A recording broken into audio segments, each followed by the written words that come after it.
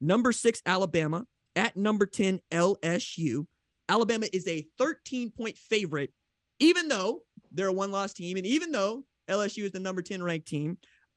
Michael, how do you see this one going, dude? So I was looking into the history of the matchup, right? And the Crimson Tide has won 10 of the last 11 games between these two teams, with the lone exception being 2019. And then you look back at when Nick Saban was at LSU, and of course he's 4-1 against Alabama. So it's just kind of this interesting little flip-flop in how the rivalry has shaken out over the years. I think what's kind of interesting here is how different a style of offense Alabama is going to be facing here between what they had last week in Mississippi State and what they're getting this week in LSU. You look at Mississippi State with Will Rogers, he has negative 95 rushing yards this season. You look at Jaden Daniels for LSU, he's their leading rusher with 524 yards and 9 touchdowns. So you're talking about an air raid system versus a quarterback running system. It's totally different. It's 1 week apart. These are college kids having to learn how to defend a completely different style of offense. And I'm really curious to see how that shakes out going into this one. What about you, RJ? I think this is a real opportunity for Brian Kelly to throw down a marker, because he absolutely did when he decided to take this job. When Ed Orgeron said he was stepping down, not going to have this job anymore, they're going to pay him $17 million to go away, I wrote on FoxSports.com that this is the best job in America. It is fertile for recruiting. You can recruit both Texas and Alabama, Georgia, the SEC in general. You're playing against Nick Saban, which means that people want to play at Alabama. But more than that, Brian Kelly had gone out of his way to basically say, I didn't have the horses to go win against Nick Saban at Notre Dame. If you're a Notre Dame fan, you got to feel some kind of way about that. But also saw Lincoln Riley do just that, leaving Oklahoma to USC, saying I can get a better player here to try to go help me win a national championship. 2 guys that have made the playoff multiple times, 2 guys haven't been able to get out of the first round and or play for a national championship in this new system. I think that if you are Brian Kelly, this is also your best opportunity to beat Nick Saban, because this is the weakest that this team has looked since 2018 when they played in the Citrus Bowl against Michigan. They're not as disciplined as we're used to seeing. As a matter of fact, they're one of the most penalized teams in all of college football. Feels like it's Bryce Young having to do it all himself if they're going to go get it done in crunch time. And now you got Jaden Daniels, as you mentioned, playing his best football at LSU right now. I just think this is going to be a great opportunity for them to get a win at Tiger Stadium for Brian Kelly to really get us past him having a horrible Baton Rouge accent, or at least putting on one. So that's where I'm at with that. Number 24, Texas, at number 13, Kansas State. Texas 2.5-point favorite. That game is on Fox.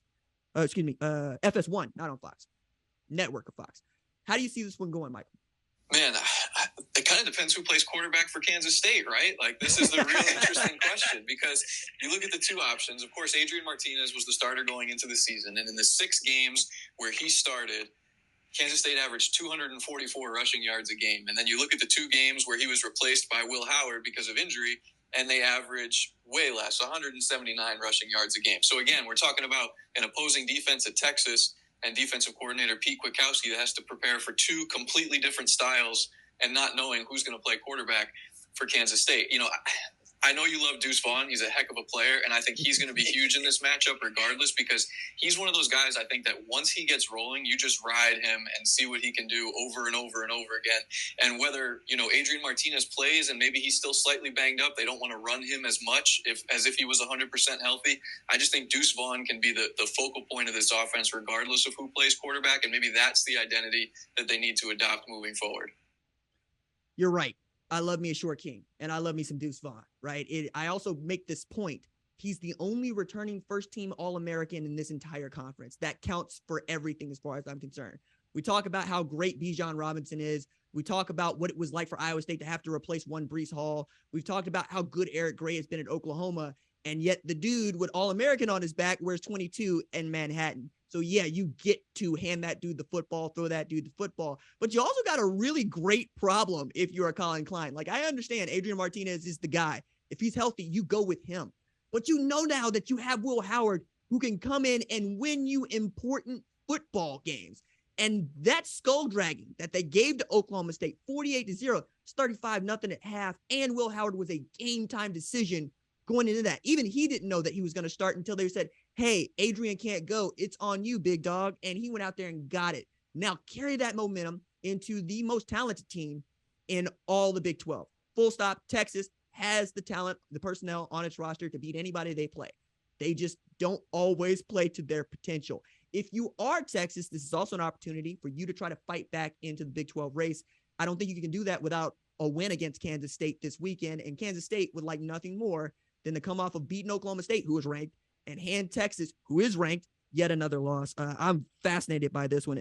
Thank you for watching the #1 college football show. Please remember to subscribe to the channel and like this video so that you don't miss any of the best college football coverage in America.